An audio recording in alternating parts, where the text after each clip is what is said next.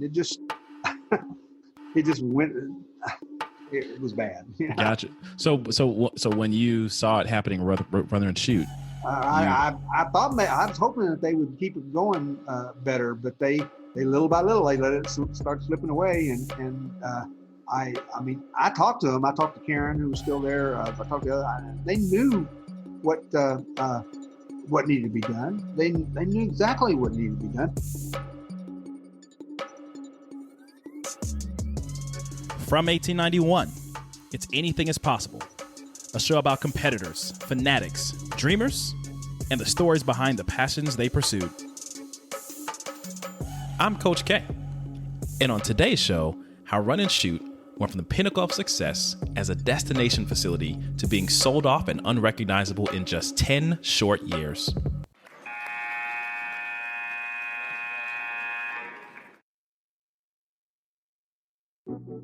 Okay, so if you missed part one of the series, you really deserve a technical foul right here on the spot. I mean, honestly, who starts part two without hearing part one? Anyway, here are the post-game highlights. Jon Bain, born in the 50s in Little Rock, Arkansas. After college, he joins the Navy, then starts a video business called Movie Stop. This is pre-Netflix, pre-Redbox, even pre-Blockbuster. The business was successful. So successful, in fact, that he ended up selling his business in '94 for $2.4 million. And just a year before that, he was able to take $400,000 in profit from that business and put it into a little idea he had for a basketball gym in downtown Atlanta. Like James Naismith, the founder of basketball, Jon's inspiration for this concept also took place while at the YMCA. Maybe I need to go down there on a Saturday or something like that and see what type of creativity I can drum up. But in 1 year, 85,000 people come to Run and Shoot, and he makes enough money in the first year alone to pay back a limited partnership he established with his family, close friends, and a couple of business colleagues. He had doubled their money, like 200% return. Like, you give me $20,000 and I slide you back a cool 40. That's insane. The business grows and is making bank. By 1997, he's reinvested $300,000 in profit annually back into the business. Local ballers come, street ball squads like And One come, college players come, pro players come. On average, 1,350 people are coming each day and driving 12 to 15 miles to get there. Eventually, it's so successful to where he's thinking about expanding. More cities, more courts, more amenities, and eventually, let's go public. IPO. And right here is where the story takes a sharp left turn. Instead of getting partnership offers, he's getting buyout offers. Interested parties are thinking, what a great idea, Jon. Thanks for growing the business to where it is. We'll take it from here. Jon struggles with deciding what to do with the basketball empire that he's building. There were some fundamentals that he understood through building the business with his bare hands that they just didn't grasp. We pick up the story with Jon discussing the level of diligence and market research it took to make Run and Shoot what it was. I did the same thing in the business that I did, the health club, around the same thing I did in video business. I probably went in 100 video stores across the country when to get any different ideas that might be different from how it was, from the ones I saw out there, from the ones that I knew about, and just kind of put it all together. And when I decided to open my stores, and I did the same thing with the health clubs. I've gone in health clubs all around Atlanta, of course, but I've been in lots and lots of health clubs in other places, and I made it a point to go in others. I've been in ones where we had a track up above on the second floor around the thing, you name it, all the different places that you can imagine. I've seen, how do they do their business, YMCAs, you name it. And that I just got any idea I could, and talked to as many people as I could, and read and found other places that have done things. Even in colleges, have courts and things, so you go and see how they're running things. And from not only from how they run, but from maintenance standpoint and other things that they have to do. And so I did the same thing there, and I was pretty prepared when I was ready to start building out. So one of the things I've heard you speak about before was this concept of enlightened self-interest and the thought of being able to, do good and do well at the same time. And so Tell me a little bit about that as it applies to Run and Shoot. Well, I've always believed in that too. That's one of the reasons we didn't really want a high income area. I didn't try to go with too high prices or of anything. I wanted to have a business that the same way with my video business. You know, the prices were low. You didn't go and try to gouge the customers. You always gave the best that you could. You did what you could, and that's the same way with this.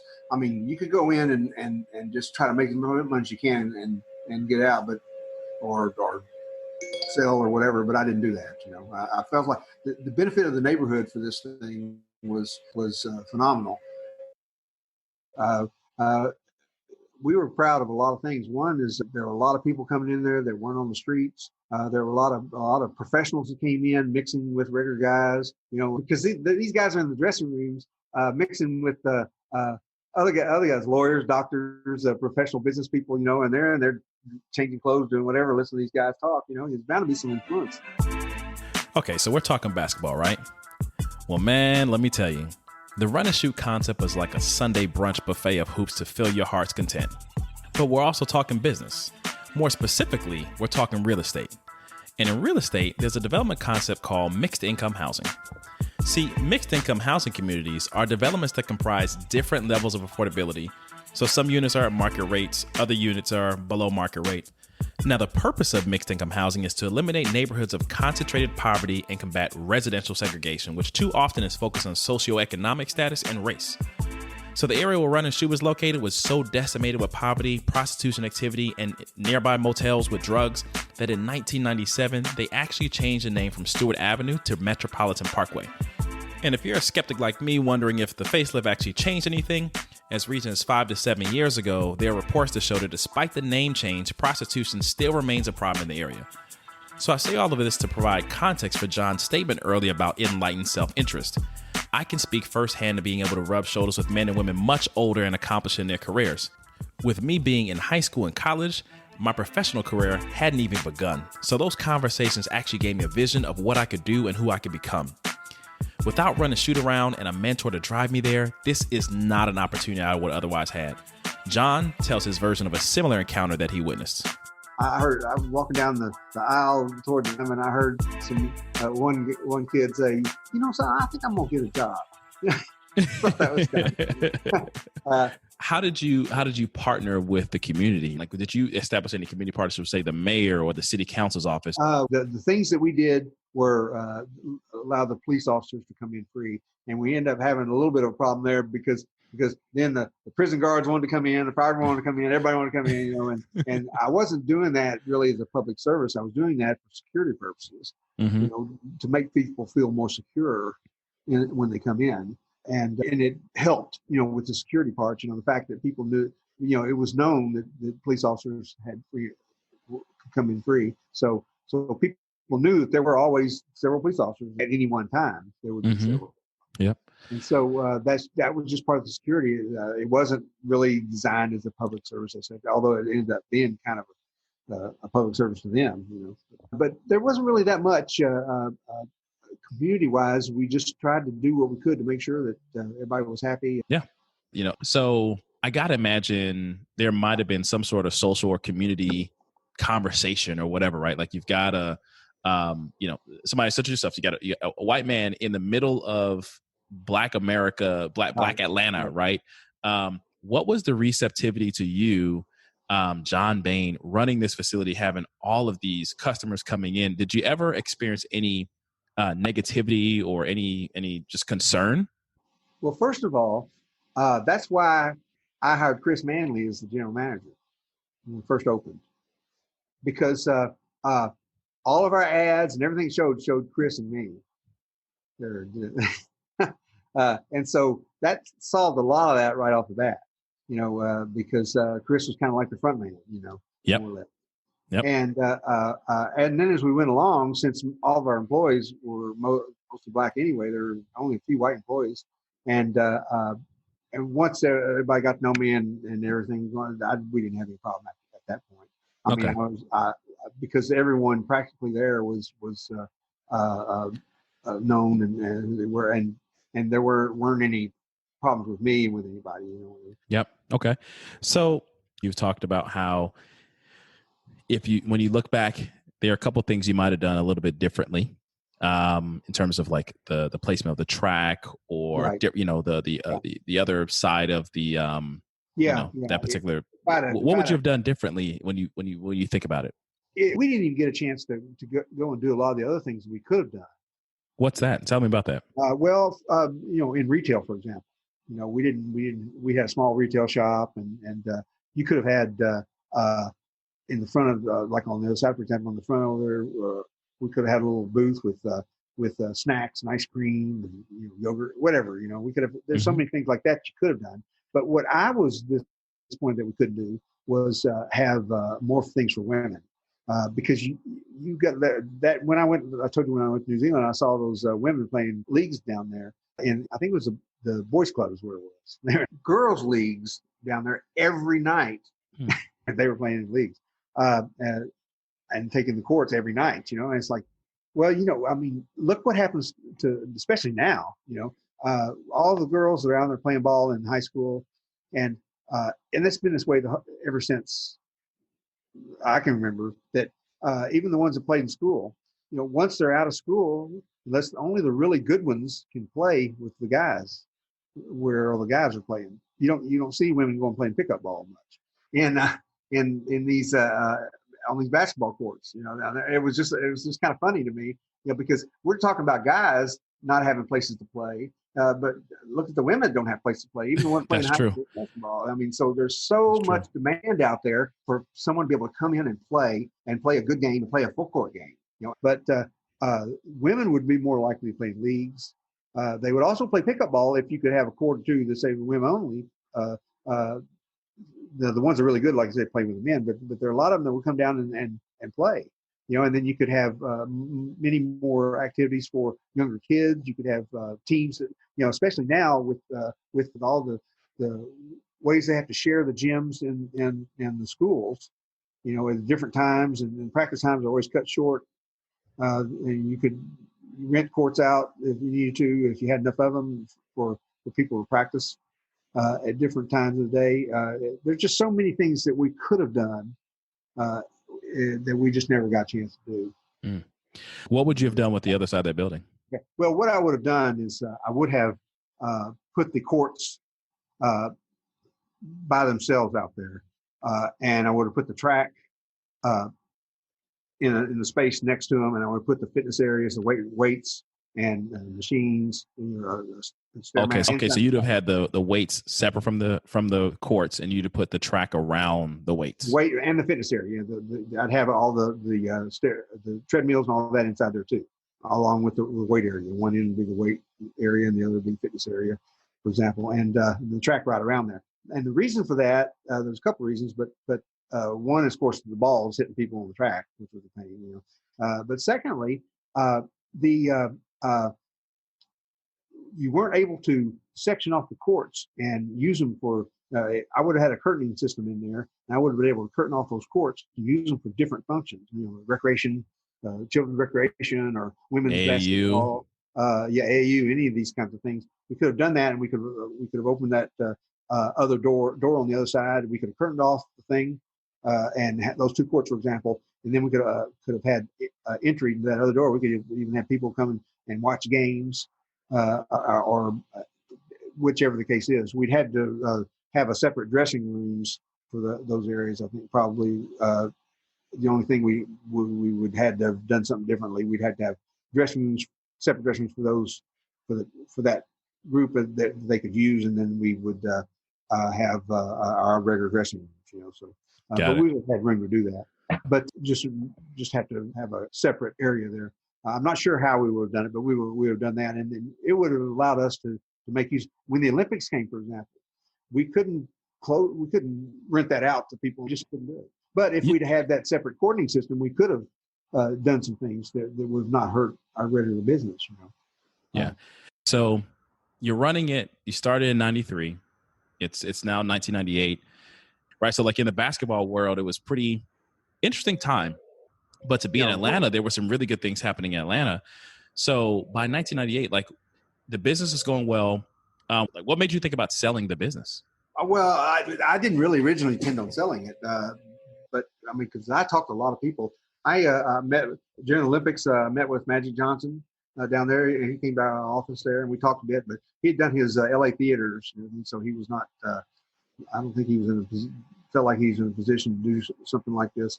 With Magic, it would have been the same situation it was with a lot of these athletes. They want to come in and put their name on it, but they're not really interested in putting the money in to do something.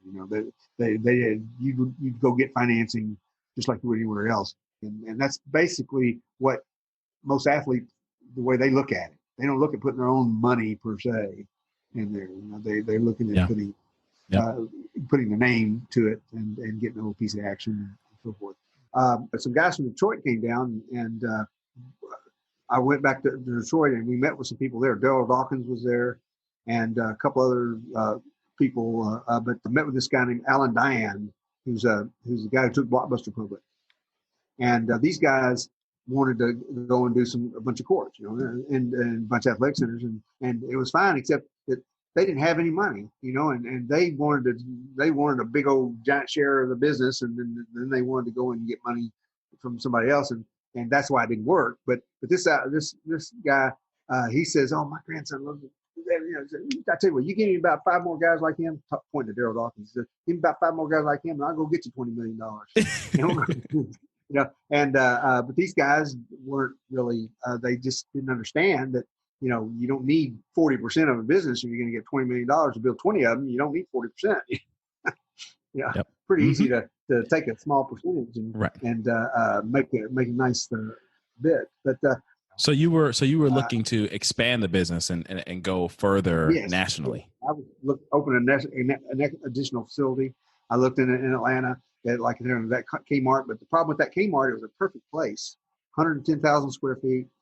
It would have been perfect to put about 8 or 10 courts in there and put the track on the other side and put the like I was talking about, the track around the weight and fitness area and the roller rooms back in the back. It would have been so good. But Kmart, they were used as a flea market for a while there, and Kmart only had 3 years left on the lease, and then it went back going to go back to the original owners. And Kmart would have sublet from them, but I wasn't going to do it for 3 years. And so it just was not available because the people that owned it, I couldn't get. They weren't going to rent to me for the kind of price that Kmart got it.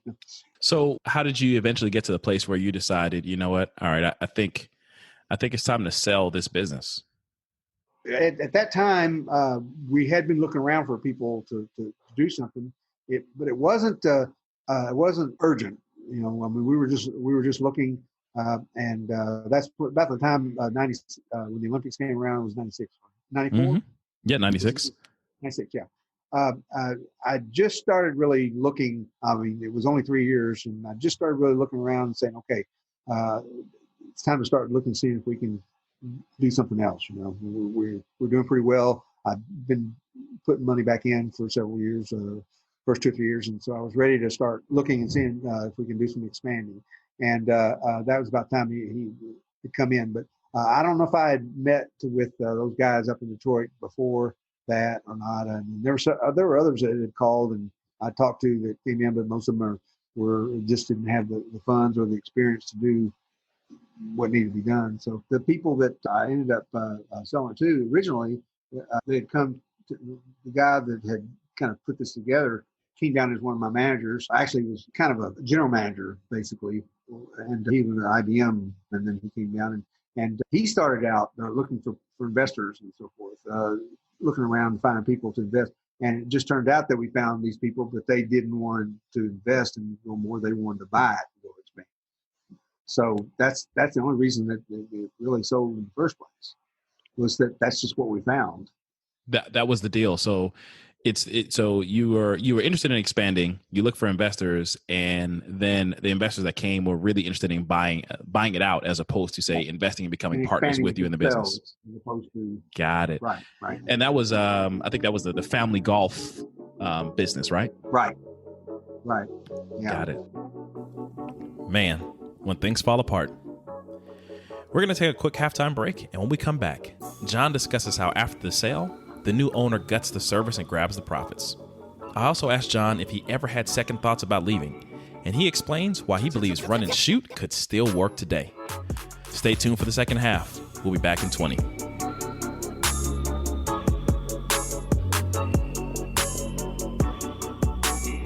Okay. Well, it's time for a little trivia. 1891 is the official brand of basketball. So we thought it'd be good to play a little trivia in the break and see what you know about the game. So here's the question for today. What's the official basketball of the NBA? Give you 3 seconds. If you guess Spalding, you're right.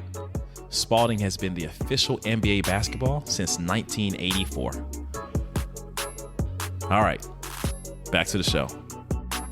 But they didn't really know that much about this business, of course, and even Mike, the guy down there that was running all this, they started changing all these things. I don't know if you ever noticed or not, if you were there at that time.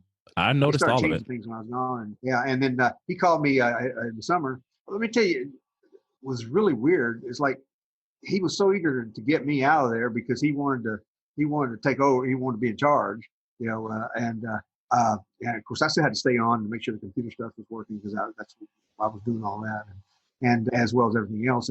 And I guess he had his own ideas. One of the things was raising prices and so forth. But the day we closed, he was ready for me to turn in my keys and let him take over, And I was tempted to do it, but I just wasn't going to leave him in the lurch like that because he would not have been able to do it all. And it turns out when I did finally leave, this was in June, and he calls me in September and he says, can you come back and help me out? He was, and I said, no, I'm not coming back there. He didn't understand the service concept. He didn't understand yet doing things for people to make people feel like they're getting the money's worth. One of the things I mentioned was we had on the equipment. I hired a guy who's a subcontractor and he worked as kind of like a sub and a general on his own business. But I hired him and he fixed all this equipment. He took the big leg weight machine, the free weight leg machine, broke down. Man, he took that down there and got it welded one day, and it was back. That type of thing. He could fix just about any of the equipment. And how hard it is to get treadmills and other things, get service calls out on these things, when they go down. It's just, and he'd always be able to fix those things right away. And one of the first things they did was try to cut his hours.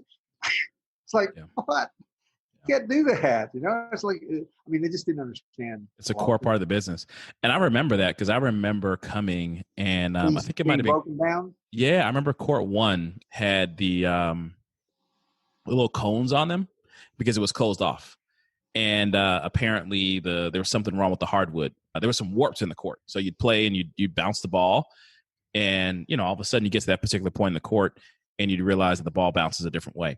And that's because they didn't actually have a hire professional to actually come in fix it. They didn't hire the person to fix it. Yeah. I would have had that thing fixed. When we found that out, I would have had somebody out there and we replaced the wood, Yeah. It might have been a different color a little bit, but that's just the way it is. You fix it and you get them out there that week and you fix it, Yeah. And that's just part of the expense. Yeah. It doesn't happen very often, and in fact, I don't remember it happening before. So, but probably what happens, you got a sprinkler system probably went off on there or something, and they didn't get it turned off or whatever, and it probably got the court. It was a roof leak. I distinctly remember it was a roof leak, and they had a bucket, and then they moved from the bucket to, hey, the court's open, and then I remember, you're on a fast break, and all of a sudden the ball goes left, and they didn't want to pay somebody to get out there and fix it. But there were so many things that we did in there, and the maintenance, to keeping the stuff up. The one thing that you have to do, no matter what you do, is in any business, is you have to make sure that if it's that kind of business, the health club, you have to make sure the equipment is working. You can't have a bunch of broken down pieces of equipment all the time, and if it gets broken, you got to get it fixed fast, and that's one thing we did always. We made sure it was fixed, and they didn't. They let things slide and for long periods of time, and it just was. That's like I told you. That's why we had our own maintenance person. Yeah. Instead of depending on week-long service calls. Yeah, and I remember not only with the maintenance, but I also remember the security changing because I think Red Dog was a big part of Run and Shoot for a while, and then I remember coming by there and there was no security, and then there was some car thefts, and then women stopped feeling comfortable coming. And so it just kind of one by one. Absolutely. I remember once it changed hands, there was a noticeable difference. So take me through that, right? You sell in 1998, you move to Arizona. You know, I'm sure you're thinking about it. You're hearing about Run and Shoot and how it's going. What were you hearing? What was going on with Run and Shoot at that point after you sold? Well, for one thing about it was they only paid 60% what they owed me, and they were going to pay the rest of it after a year. So, that worried me too when their stock crashed. Right about time after I sold, their stock went from 40 to 5. Wow. And, they didn't want to default on it, or I'd take Run and Shoot back, and they ended up being out that whole first amount. So I had to make sure they didn't default on that. And they gave me stock, and they gave AC stock, and a few other people stock as well as in the buyout. But I knew it was going to be worthless. It was pretty quick. And in fact, the AC, I bought out I gave him money for his stock, and I knew it was going to be worthless. Basically giving him money. Remember in 1994 when Magic came out of retirement to coach the Lakers? Yeah, it didn't work out so well. Magic went like 5-11 as head coach, and it did not last long. Or do you remember when Isaiah Thomas decided he was going to coach the Knicks? Yeah, he went a lousy 56-108 over 2 seasons. The point here is that, look, success in one area does not necessarily translate to another. And with some exception, most athletes who succeed on the court don't do so well from the bench. It's true in basketball. It's true in business. So when multimillionaire businessman Dominic Chang assumed his success running golf facilities would also have similar success and results in basketball, he was sorely mistaken. Listen to Jon talk about how they began making fatal mistakes almost from day one. That's one reason why I had sold, because these people were going to go do these things around the country. And it turns out this company that did it had a lot of money, but then they ended up doing some wrong things in their stock. In Tucson, I even moved into this apartment complex in Tucson, and my next door neighbor was a former Run and Shoot guy. He used to come in all the time in Tucson. You couldn't get away from it. You couldn't get away from it. Yeah, it was amazing. That I just was surprising. That how many people from different places had been down there. I didn't know about it, because people, when they came to town, they'd been down there. Did you ever think about coming back? Did you ever have any temptation to come back? No. I never wanted to come back if they were running how they were running it. Because Mike knew exactly what I thought about a lot of things. He knew why I did the things I did. He knew what we needed to do. He knew we needed to really make these people feel like they were getting their money's worth when they raised the prices. He needed all the little things we started doing. And he just basically just ignored all of it. And I think he even got rid of computers in the weight room. That at least they could look up a workout and put a floppy in there and copy it down, and have it for themselves. Because it was early on, and now they could have taken a USB drive and plugged it in or something. It would have been easy. How did that feel to something that you built over the course of 5 years, that you poured personal, money into from a previous business? How did that feel watching it kind of just like dry up before your eyes? Well, I had already seen it in the video business. I had 8 stores. We did $2.4 million business with the 8 stores. We'd made, by November of the year I sold, we made $800,000, and we were going profit. Great.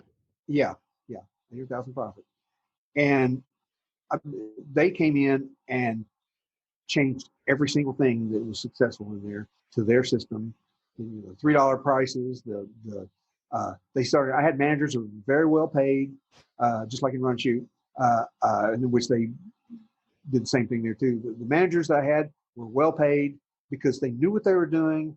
A well-paid manager is worth everything, compared to somebody that. So they got rid of those managers one by one and replaced them with a person that's making half or more, and the person didn't know what they were doing.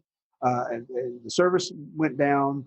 There's so many things in a business, that business and the video business, for example, anywhere from lighting to you name it. I've gone in. Have you ever gone into a video store or even a court or a gym where the lights were so bad, and just little things that really aren't part of cost of goods sold. The little things that a person can do in a business that makes it better, that they keep an eye on, they make things get repaired, they make sure things are in stock, and whatever that someone that's not experienced doesn't do. And they changed that all up. They lost business and eventually closed a bunch of stores, and it just it just went. It was bad. Gotcha. So when you saw it happening, rather than shoot, I thought I was hoping that they would keep it going better, but they little by little they let it start slipping away. And I mean, I talked to them. I talked to Karen, who was still there. I talked to they knew what needed to be done. They knew exactly what needed to be done, but they were answering to. For one thing, they were way overstaffed. They had 2 or 3 people besides Mike that were in there that were supposed to be coming in for expansion, and they had a finance manager, and they had Karen was the general manager. Then Mike came in, and then they had somebody else came in. I can't remember who that was. It was one other guy that came in and supposedly going to expand. So they were way top heavy on their salaries. So what do? They keep these top heavy guys and go try to reduce the hours on the maintenance guys. Oh boy! Yeah, but there were just so many things, and I'm sure that the people who bought it, were having to okay everything and what any money spent, and obviously they weren't spending it. They were trying to save money any way they could, but at the expense of the facility. So, do you think something like run and shoot, is something that could exist today? I mean, absolutely, it's a very viable concept. The whole idea is still good. Problem is, people just don't have the money to go about it. So I just can't believe nobody's done this. Yeah, there are places that have done these kinds of things, but they always do things differently. Mm-hmm. They always take the courts and they reserve them to people, and they do this, they do that, and they just don't make it open ball. Mm-hmm. And that's to get the people in. I'd always thought that somebody would be able to do something out there, that eventually somebody would be wanting to get in this business. But I think there are lots and lots of people that want to do it, like yourself. They would love to do something like that. But it's just the problem is that you got to find the right person who has the money to do it. That wants to do it. And right. It's usually one or the other. I just was fortunate that I had a business that provided me the funds to get started, and that was the difference between me and somebody else, I think. Understood. Do you have a lot of people who reach out to you to try to, find out or even interest to say, hey, look, would you like to invest with me? Or do you have a lot of people who? So there were several times that I talked to people about these kinds of things, but it's the same situation as it's just hard to find people that have money that can do it, and everybody wants to do it, but they don't have either the experience or the money to do it. Got it. Okay. So last question for you. So what is Jon Bain up to now? Right. So you're retired. Just working the stock market, day trading, basically pretty much is all I do now, and keep me busy, and then work out every day and listen to books and watch TV. I watch a lot of Asian dramas now. I got into some of the K dramas. I don't know if you ever watch them and that, yeah, and some of the other stuff. And some of those are pretty good, And but I've gone through lots of those now, so I'm starting to run out again. And at least the ones you want to watch. Right. Same way with movies when I was in the video business. Yeah. I didn't watch movies for a long time after. Yeah, it seems like. But that's basically my day, is working the market and then work out and I don't do a whole lot else. I get on the computer and I go to message boards and do those and things like that. That's pretty much it. Yell at the computer screen and during the day, with the down the trading, when they reverse on you and go the opposite direction, just all of a sudden, with Well, Jon, I appreciate the time. So here with Jon Bain, founder of Run and Shoot, the athletic center that started up in the 90s. It was an absolute phenomenon in the city. Jon, thank you so much for the opportunity to sit down and talk and just pick your brain and understand how it all happened. Enjoy your evening. You too. See you later. All right.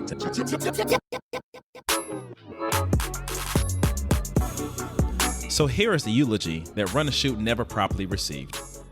Run and Shoot was our home, our sanctuary, our Mecca, the place that gave us community, safety, and peace all at the same time. At its peak, over 500,000 people each year came to the facility. There are literally thousands of homemade videos on social media all over with scenes from those days. People from every walk of life visited to see what was then a destination facility. Although it wasn't perfect, it was ours. But after 5 years of running a profitable business, Jon hires Michael Kelly, a former executive of Family Golf Centers, to help find investors. Family Golf was run by Dominic Chang, a businessman from China worth over $100 million. Chang had previously taken 4 driving ranges public. And at its peak, Family Golf owned and operated more than 150 facilities, including ice hockey. They were like the top golf of the 90s. So Jon sold the business in 1998, but golf was drying up, and so did the Family Golf stock, going from $32 a share to $7 within the span of just 1 year. And see, Tiger Woods was still too early in his career to save the sport. And at the end of the greatest golf decade in history, all that remained of Family Golf Centers were broken down facilities, class action lawsuits, a bankruptcy sale of proportions never seen in the golf industry, and thousands of people who lost money. Multi-million-dollar facilities were sold for less than $50,000. Jon was retired in Arizona, but the Atlanta community lost something irreplaceable, something that was as core to the city as Freaknik trap music and the MLK Center. The city was devastated. Over 100 people lost jobs, revenue to nearby businesses forfeited, and perhaps most importantly, a social deterrent for kids like me with too much time on their hands no longer existed. The iconic red and black sign was removed, and the sound of hundreds of balls bouncing like a drum line was replaced with an eerily quiet parking lot. A couple of brave souls have since tried to revive the facility. As late as 2004, Metro Fitness was established to continue the legacy, but it was too little too late. By then, a company by the name of LA Fitness had come to town, and they just made it a lot more convenient for customers to work out closer to home. On a daily basis, 5 of the courts sat empty. Eventually, a skating rink was put in place of the courts, then a bowling alley, and what was once a recognizable 24-hour basketball facility looked like a circus to the faithful basketball heads. And in 2014, the final nail was placed in the coffin. Metro Fitness became Metro Family Fun Center, and whatever was left of Run and Shoot had completely disappeared. So I wonder, what if Jon hadn't sold? What if Magic had invested with him? What if the new owners weren't so greedy? We'll never know. The biggest unanswered question, though, I have is, if Jon thinks it's still viable, then what if it returned? Thanks for listening to Anything is Possible, brought to you by 1891, the official brand of basketball. I'm your host, Coach K. Music production by K Rich. Till next time, dream big, work harder.